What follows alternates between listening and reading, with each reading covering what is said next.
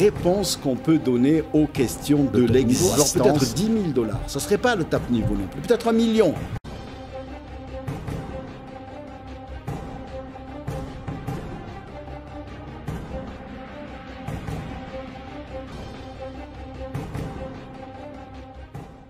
Bonjour, depuis le site de Arutz HaKodesh de Or Sarah, une nouvelle série de cours, cette fois-ci en français. Et nous allons commencer une série sur un thème qui est souvent prisé et demandé, c'est la réponse qu'on peut donner aux questions de l'existence, et en particulier les questions que nous recevons en tant que shluchim, puisque nous sommes tous des shluchim, des envoyés, des émissaires du bon Dieu pour réaliser sa volonté et pour rapprocher le plus nombre de juifs à la belle vie qui est la vie d'un juif authentique. Alors, quel sujet nous allons traiter? Eh bien, en général, tous les sujets des questions sur l'existence. Et aujourd'hui, ça sera notre premier cours, notre première séance ensemble. Eh bien, nous allons traiter le sujet qui revient tellement sur le tapis, celui du sens de notre existence. Vous savez, le sens de l'existence, c'est quelque chose d'extrêmement essentiel pour exister, parce que sans but, sans sens, sans comprendre ce qu'on vient faire dans cette vie, eh bien, la vie peut prendre des tournants très dramatiques ou très difficiles. Évidemment, si tout va bien, et si on peut rester jusqu'à 120 ans, l'homme le plus beau, le plus riche, le plus intelligent, le plus jeune, on n'aura peut-être pas autant besoin de connaître quel est le sens de notre vie, mais dès qu'il y aura quelque chose qui viendra un peu bouleverser cet équilibre, eh bien, la question sera posée, et il est donc essentiel de répondre à cette question. Alors, parmi nos sages, beaucoup se sont posé la question. Et il y a trois façons, je dirais, centrales de répondre à cette question. Il y a la façon dont le Zohar aborde le sujet, il y a la façon dont le Midrash aborde le sujet, et il y aura la façon dont le Harizal, le fameux Rabbi Yitzhak Luria, répondra à la question. Alors on va commencer par le Zohar parce que c'est la réponse peut-être la plus problématique. Le Zohar répond tout simplement parce que le bon Dieu voulait qu'on le connaisse. Begin deishtemodéon en hébreu, ou plutôt en araméen, puisque le Zohar a été écrit dans la langue araméenne. Eh bien, le bon Dieu avait besoin qu'on le connaisse. Alors, est-ce que c'est ça le sens de notre existence? Alors, ça le concerne à lui, mais à nous, qu'est-ce que ça peut nous concerner et nous donner un sens à notre vie, le fait qu'il veuille être connu? Alors, il y a la réponse du Midrash. C'est un Midrash qu'on retrouve dans le fameux Midrash Tantruma, la Parashat Nasso. Et le Midrash dira « Shenitave akadosh baruch hu liot lo dira batartonim » que le bon Dieu, le Créateur, avait un désir de venir vivre, habiter dans les mondes inférieurs. Alors, là aussi, si déjà c'est quelque chose qui peut plus nous concerner, puisqu'il s'agit des mondes inférieurs où nous habitons, qui est notre condition humaine, alors il veut que l'on vive avec lui dans cette condition humaine. Oui, c'est beaucoup plus proche de nous, mais encore, ça pose le problème d'une réponse qui reste encore divine et qui manque peut-être un peu d'humanité. Alors il faudra que le Harizal arrive. Vous savez, le Harizal, en fait, est venu bouleverser le monde de la Kabbale. en inversant la façon dont les thèmes ésotériques étaient abordés dans le Zohar, qui est la base, le livre étalon des secrets de la divinité, écrit par Rabbi Shimon Bar Yochai à l'époque, dans l'Antiquité, à l'époque de un peu après la destruction du temple. Eh bien, justement, puisque ce texte-là venait d'un maître qui était tellement éthéré et dont l'annihilation de son existence, de son moi, de son ego était à un point tel qu'il ne voyait que ce que la divinité voyait, c'est-à-dire il ne voyait le monde qu'avec les yeux de la divinité, il ne ressentait les choses qu'avec les yeux de la divinité, et il dit d'ailleurs dans le Zohar des choses qui sont terribles, comme par exemple, il emploie la formule, lorsque le texte dira « Pnei Havai » et la face de Dieu, il répondra qui est la face de Dieu.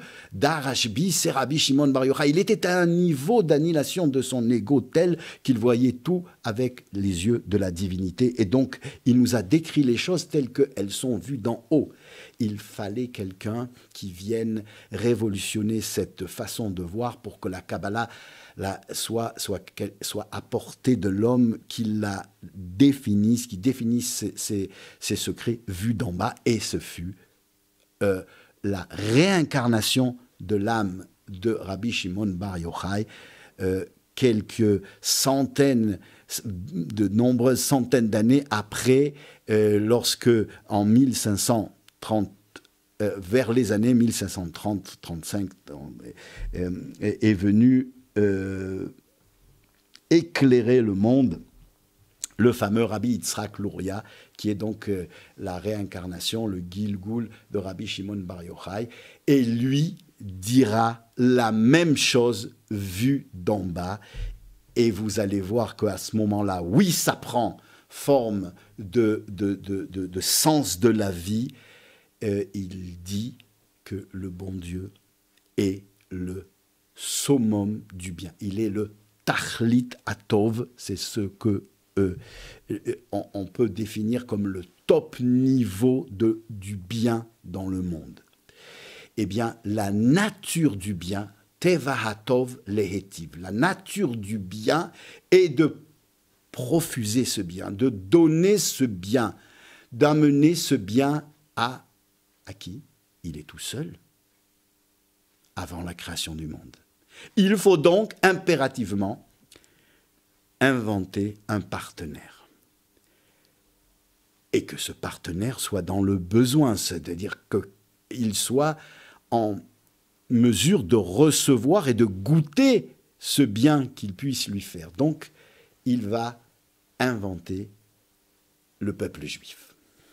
Il va faire sortir de lui, parce qu'il ne peut pas le faire sortir d'ailleurs, puisqu'il n'existe rien d'autre que lui avant la création du monde.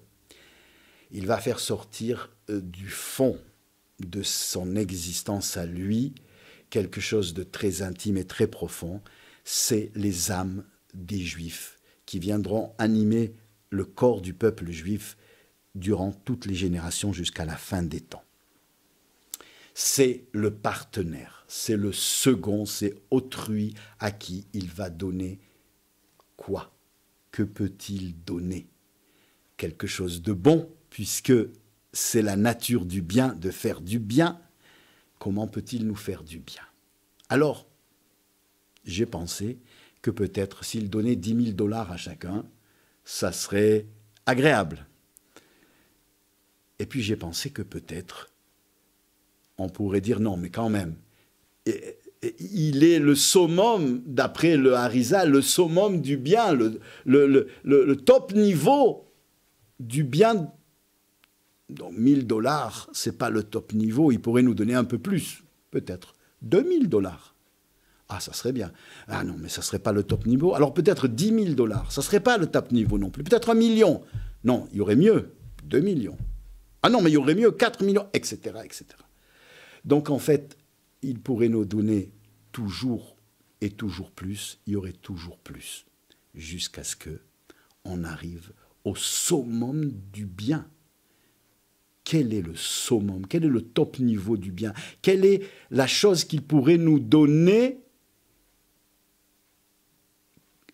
quand au-dessus de cette chose-là, on ne trouverait rien de meilleur? Eh bien, c'est la perfection, le summum, le top niveau du bien, c'est-à-dire lui. Et donc, il a voulu nous transmettre de lui-même. C'est quoi lui? Alors il nous a donné ce qu'il y a de plus précieux dans une existence, c'est la chorma, sa chorma à lui, c'est ce que nous appelons la Torah, et il nous a donné sa volonté, c'est ce que nous appelons les mitzvot. Alors, il aurait pu nous le donner gratuitement, comme un cadeau gratuit. Mais on sait, nous, êtres humains sur la terre, que recevoir l'aumône, même si c'est beaucoup d'aumône, c'est pas gratifiant et ça ne donne pas autant de bonheur que si le même salaire est reçu par quelqu'un qui a travaillé, qui a investi, qui a réussi et qui rapporte à la maison un salaire qui peut-être est même parfois inférieur à ce qu'il aurait pu en demandant l'aumône. Eh bien, le bon Dieu n'a pas voulu nous donner ce bien en aumône.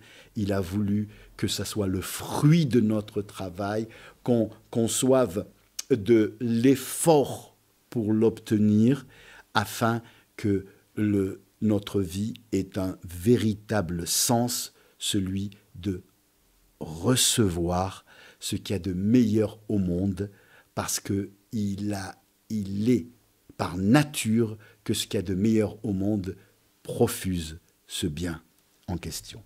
Et alors c'est pour ça que nous avons la Torah, et c'est pour ça que nous avons les mitzvot, et que nous devons les faire en travaillant avec un effort, et plus l'effort est grand, plus le prix, plus le sens, plus le goût et le bonheur qui en résulte est puissant.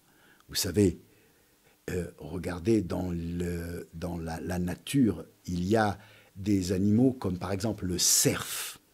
Eh bien, les cerfs à l'âge adulte voient chez les mâles, et uniquement chez les mâles, des cornes, de belles cornes qui poussent sur leur tête.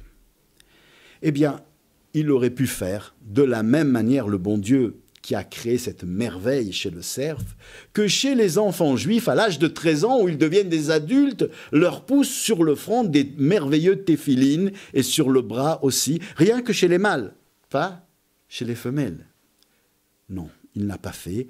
Il a demandé qu'on prenne une peau de bête et qu'on la travaille et qu'on écrive sur du claf des téphilines et qu'on le travaille, ou alors qu'on les achète, qu'on travaille pour les acheter, et c'est cher, et qu'on les mette tous les jours et qu'on fasse des efforts pour les mettre. Parce que ces téphilines-là ont maintenant un goût, un sens, une raison d'être, parce qu'ils viennent de notre travail. Et ça fait partie du fait qu'il est le Tahlit HaTov. Le fait qu'il est le top niveau du bien, il faut que nous recevions ce bien en croyant, en sentant que c'est notre travail qu'il a apporté, qu'il a créé, et pas une aumône gratuite. Alors, ça vous fait penser à quoi cet être, ce créateur seul, unique, et qui ressentait qu'il n'était pas bon qu'il soit unique. Eh bien, il a créé un homme à son image. Et lorsqu'il a créé l'homme, il était unique. Adam Arishon était unique. Il était unique, mais il lui manquait quelque chose. il lui manquait de pouvoir faire du bien à un partenaire. Et c'est pour ça qu'il dira, Loto viot Adam levado, il n'est pas bon que l'homme soit seul, comme pour lui, il n'était pas bon que l'homme soit seul. Et il va lui retirer une côte, un côté, dira Rashi, afin de lui créer un partenaire. Il va lui-même, le bon Dieu, avant la création du monde, concevoir de s'arracher de lui une partie, une côte, un côté, c'est les âmes du peuple juif pour les amener sur terre. C'est pour ça que le Shir HaShirim dira que le jour où on a reçu la Torah, c'était en fait le jour du mariage du bon Dieu avec sa partenaire, le peuple juif, le Am Israël, Yom Chatunato. Et le texte dira que Yom Simchat Libo, le jour de la joie de son cœur, sera le jour où le Mashiach viendra.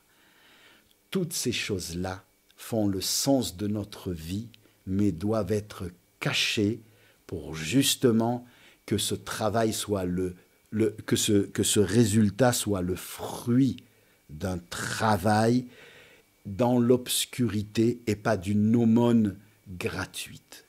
Et lorsque le Mashiach viendra, on aura un autre travail qui consistera alors à jouir du résultat lorsque ces choses-là éclateront au grand jour et où on ressentira avec nos 5 sens la perfection de la bienveillance divine à travers toutes les mitzvot et tous les secrets de la Torah qu'on aura appris dans notre vie.